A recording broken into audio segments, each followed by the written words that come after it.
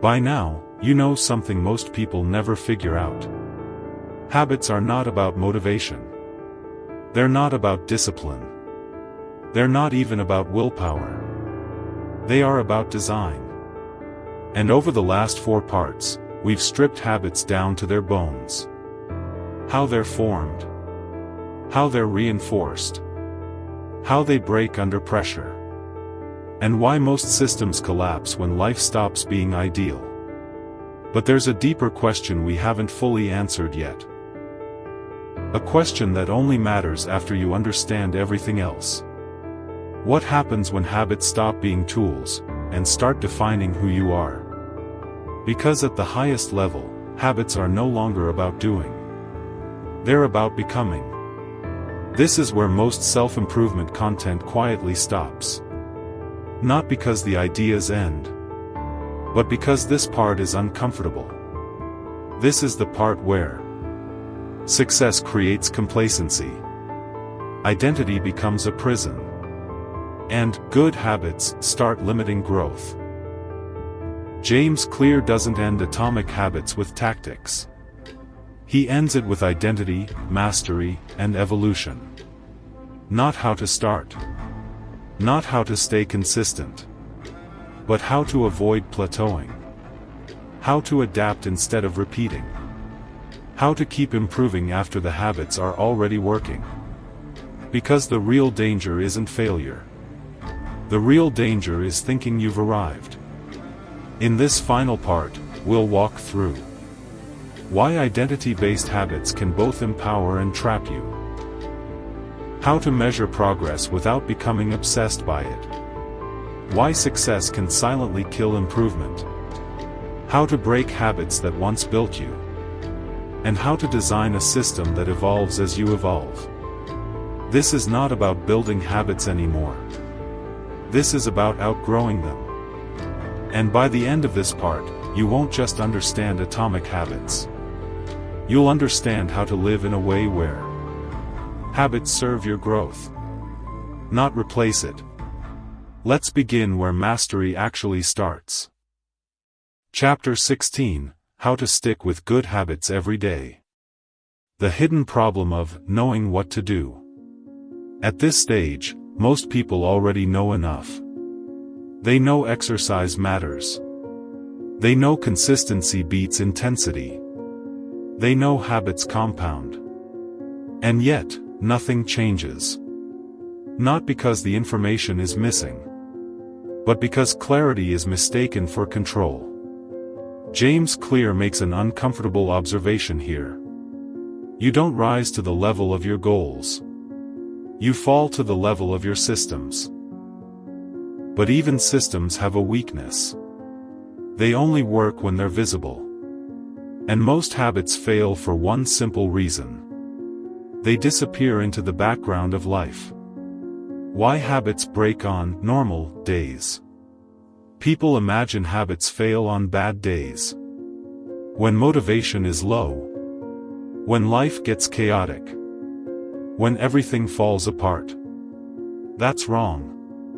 Habits usually break on normal days. Days with no crisis. No urgency. No emotional charge. Days where nothing forces you to care. This is where intention fades. Not because you quit, but because you forget to choose. James Clear calls this the problem of lack of awareness. You don't consciously abandon habits. You drift away from them. The power of habit tracking. This is why James Clear introduces habit tracking. Not as productivity theater. Not as aesthetics. But as feedback. Tracking does one critical thing. It makes behavior obvious. A checked box. A streak. A visible record. Suddenly, effort has weight. You're no longer relying on memory. You're no longer guessing. You're no longer negotiating with yourself. The habit becomes real. And the brain responds to reality. Because what gets measured gets repeated. Why streaks work, and why they're dangerous. Streaks create momentum. They tap into a powerful psychological force. Don't break the chain. You don't want to lose progress. You don't want to reset to zero. You don't want to disappoint the version of you that showed up yesterday. This is why Jerry Seinfeld famously used a calendar to track writing. 1x per day. One visible commitment. But James Clear adds a warning most people miss. Streaks are tools, not goals.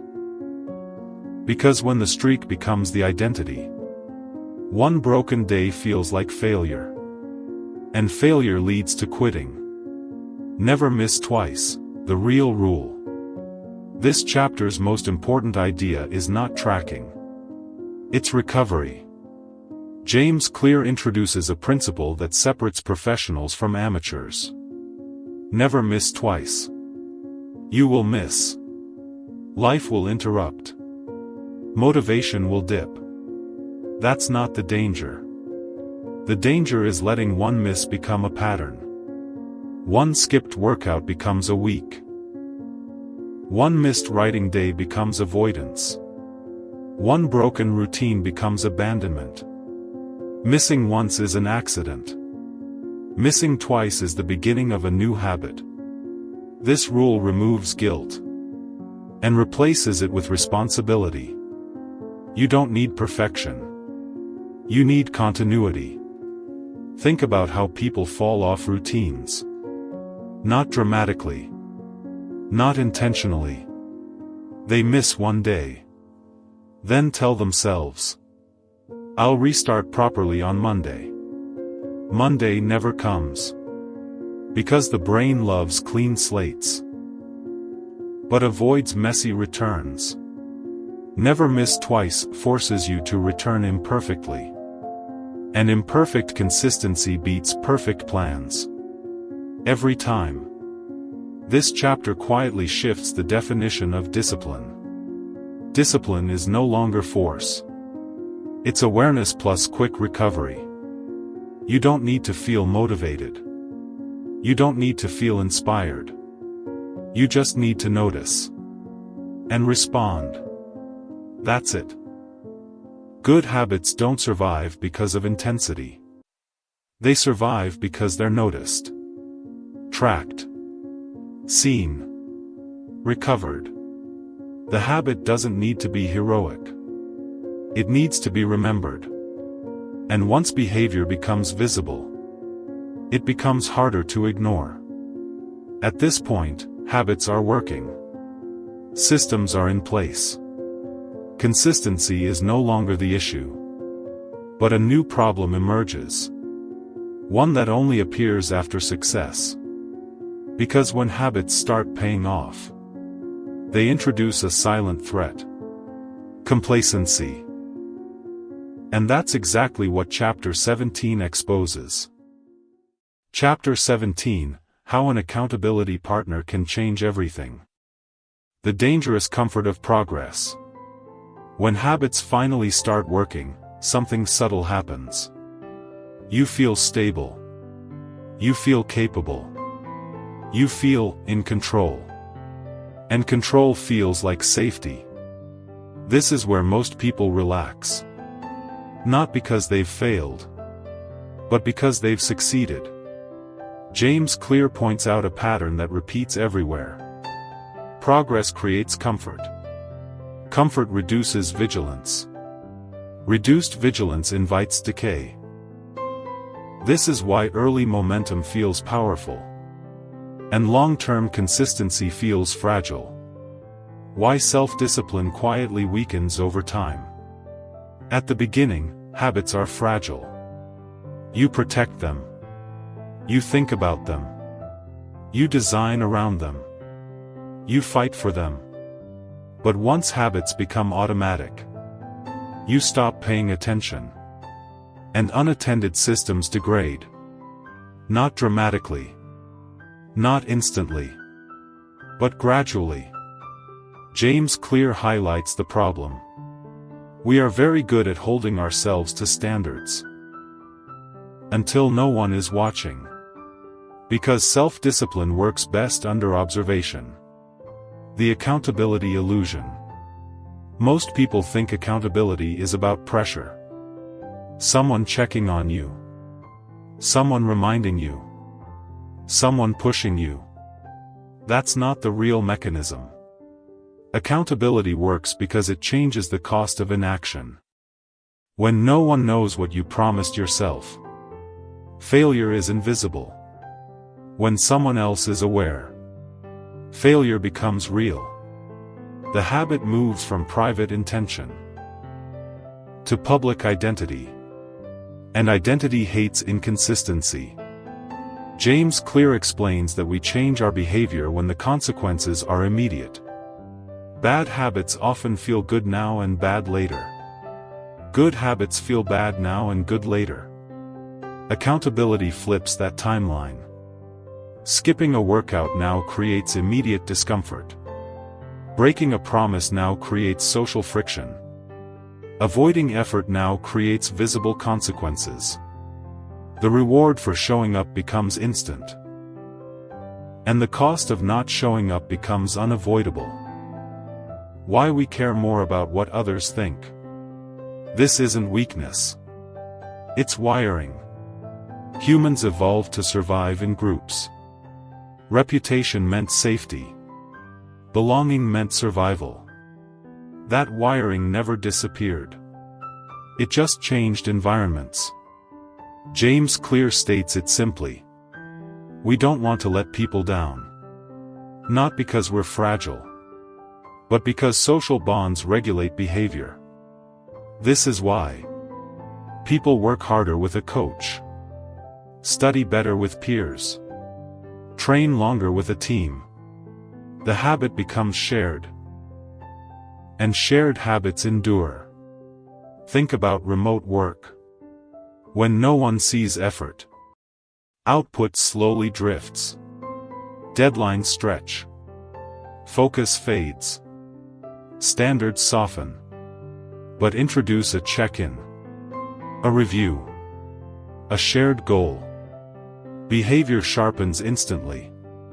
Not because people became disciplined, but because behavior became visible again. Accountability without dependence. James Clear makes an important distinction. Accountability is not outsourcing discipline. It's reinforcing it. The goal is not to rely on someone forever.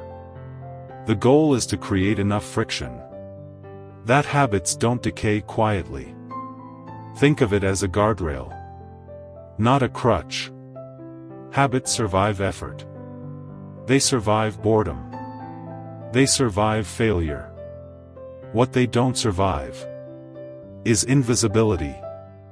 Accountability keeps habits alive after motivation disappears. Because once someone else is aware, quitting is no longer silent. But even accountability has limits. Because there comes a point where you're consistent. You're disciplined. You're doing everything right. And still, progress slows. Plateaus appear. Growth feels stuck. Effort stops translating into results. That's not failure. That's the next phase. And Chapter 18 explains why. Chapter 18, The Truth About Talent. When effort stops feeling rewarding, there comes a moment in every long journey where progress slows. Not because you're doing less, but because you're doing things right. The beginner phase is loud. Improvements are visible. Results feel immediate. But mastery is quiet. And quiet progress feels like stagnation. This is the phase where most people assume, I've hit my limit. I don't have the talent. Others are just built differently. James Clear calls this moment the most dangerous misinterpretation in self-improvement. The talent myth. We love talent as an explanation because it's comforting. If success is talent, then failure isn't personal. But the data tells a different story. James Clear explains, genes do not determine your destiny. They determine your area of opportunity. Talent doesn't decide whether you succeed. It decides where habits pay off fastest. And most people never stay consistent long enough to even discover where their advantage lies. Clear uses elite performers to show this clearly. Top athletes don't train harder in everything. They train relentlessly in what aligns with them. A tall person in basketball. A patient thinker in chess. A disciplined planner in business. They don't become great by brute force. They become great by choosing habits that fit their nature. Habits amplify talent. They don't replace it.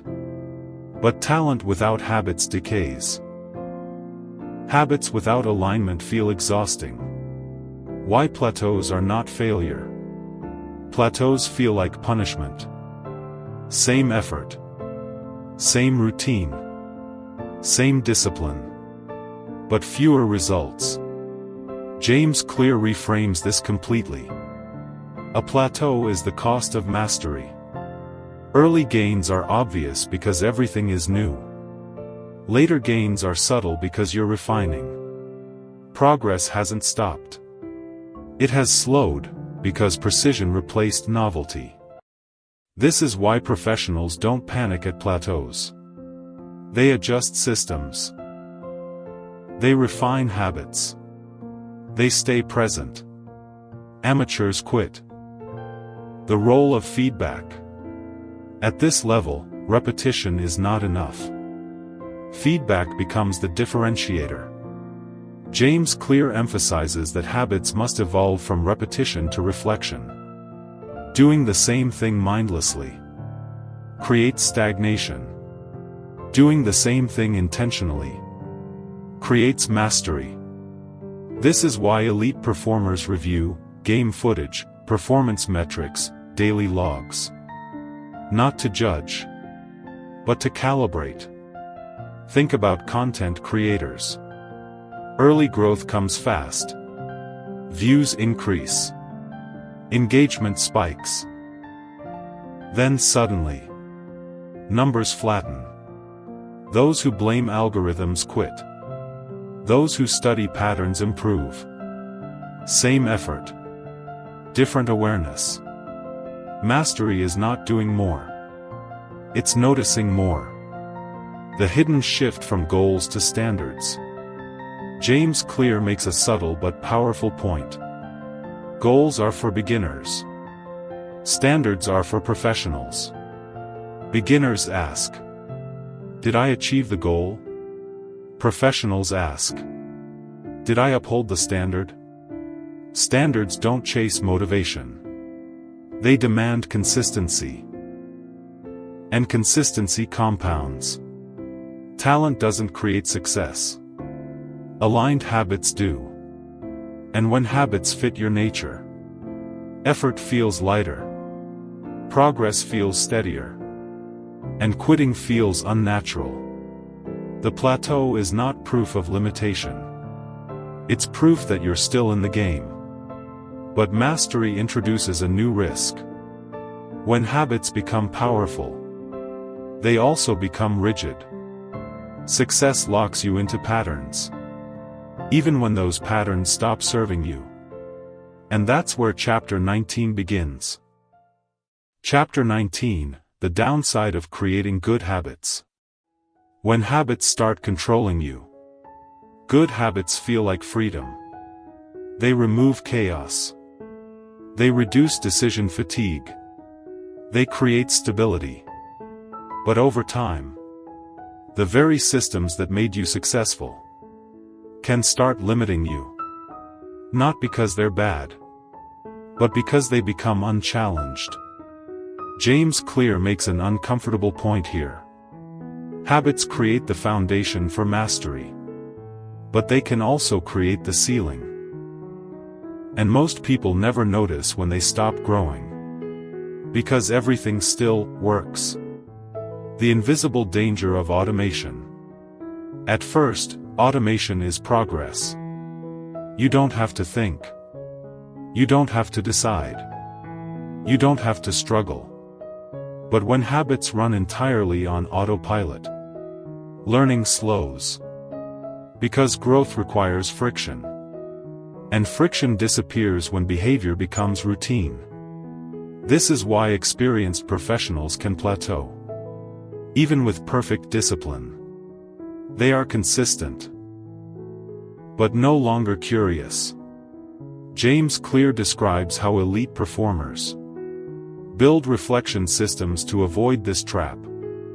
They don't just ask, "Did I show up?" They ask, "What can be improved?" They schedule time to review, refine, and reassess. Not constantly. Not obsessively. But deliberately. Habits handle execution. Reflection handles evolution. Without reflection, habits repeat. They don't improve. Why success makes change harder. Failure invites change and success resists it. When something works, the brain protects it. Even when better options exist. James Clear explains this through identity. Once a habit becomes part of who you are, changing it feels like betrayal. Not of the habit, but of the identity attached to it. That's why people cling to routines long after they've stopped serving them. The solution, the review phase. Clear introduces the idea of habit reviews. Not daily. Not emotionally. But periodically. A simple pause to ask. What's still working? What feels stale? Where am I avoiding discomfort? This prevents habits from becoming cages. Growth doesn't require chaos. It requires recalibration. Think of a company. Early stages. Constant experimentation. Rapid learning. Later stages. Processes. Rules. Stability. Without review. The same systems that created success eventually slow innovation. The same is true for personal habits. Stability without reflection leads to stagnation. The identity trap. This is the deepest risk. When you confuse "I do this habit" with "I am this habit," you stop evolving. James Clear warns against this subtly. The goal is not to lock in one identity forever, but to remain flexible enough to grow. Identity should guide habits, not imprison you inside them. Habits should serve growth, not replace it. Consistency builds momentum. Reflection preserves relevance. The best systems are not rigid. They are adjustable. And now, we reach the final question. After all the systems, all the rules, all the identity shifts, what actually lasts? What makes habits survive years, not weeks? That answer lives in Chapter 20. Chapter 20, The Secret to Results That Last. Why habits must serve the right direction. By now, you understand how habits are built. You know how cues work. How craving drives behavior. How environment shapes action. How consistency compounds quietly. But James Clear ends the book with a deeper question. Where is all of this taking you? Because habits are powerful. But they are also direction neutral. They don't care where you're going. They only care that you keep moving. Habits don't guarantee happiness. This is uncomfortable to hear. You can build perfect systems. You can stay consistent for years. You can improve every metric of your life and still feel empty. Why? Because habits optimize how you live, not why you live. James Clear makes this clear in the final chapter. Habits reduce friction in life, but purpose gives life meaning. Without purpose, habits turn into motion without fulfillment. The goal fallacy, final form. Earlier, we learned that goals don't create change. Systems do. But now comes the final refinement. Systems without direction create drift. You can win the wrong game perfectly. You can climb efficiently, only to realize the ladder was against the wrong wall. This is why some people achieve everything they planned and still feel lost. The true role of habits. Habits are not the destination. They are the vehicle. They exist to support values, principles, a chosen direction. James Clear frames it simply. You don't rise to the level of your goals. You fall to the level of your systems. But only if those systems point somewhere meaningful. Clear references elite performers again. The most successful ones don't obsess over outcomes. They obsess over alignment. They regularly ask, is this still the right game? When the answer changes, they adjust their habits without guilt. This is mastery, not rigidity, not blind consistency. The final identity shift. This is the last evolution. You stop asking, how do I stay consistent? You start asking, does this habit still serve who I'm becoming? Identity becomes a compass, not a cage. Habits become tools, not definitions. The long game mindset. The real power of habits is not transformation. It's sustainability. Habits that last don't just survive stress or boredom. They survive meaning shifts. Because they are flexible, purpose-driven, reviewed, realigned. James Clear doesn't leave you with motivation. He leaves you with responsibility. You now know how habits are formed, why they stick, why they fail, why they plateau, why they sometimes trap you. The only question left is, what kind of life are you designing? Because every habit is a vote. Not just for identity, but for direction. You were never broken. You were never lazy. You were never undisciplined. You were never lacking willpower. You were simply playing the game, without understanding the rules. Now you do. You know how behavior works. You know how change compounds. You know how systems shape identity. But more importantly, you know that habits are not about control. They're about choice. Choice of direction. Choice of values. Choice of who you become next. This is not the end of the journey. It's the moment you stop drifting and start designing. And that is the real power of atomic habits. If this series changed the way you see habits, don't let it end as information. Turn one idea into action, today. Not 10 habits. Not a complete life reset. Just one small system change. Your future self will quietly thank you for. If you watched all 5 parts, you already have the blueprint. Now comes the only step that matters. Using it. If this kind of thinking helps you build clarity instead of noise, subscribe to the channel. Everything here is designed to help you think better, live deliberately, and build systems that actually last.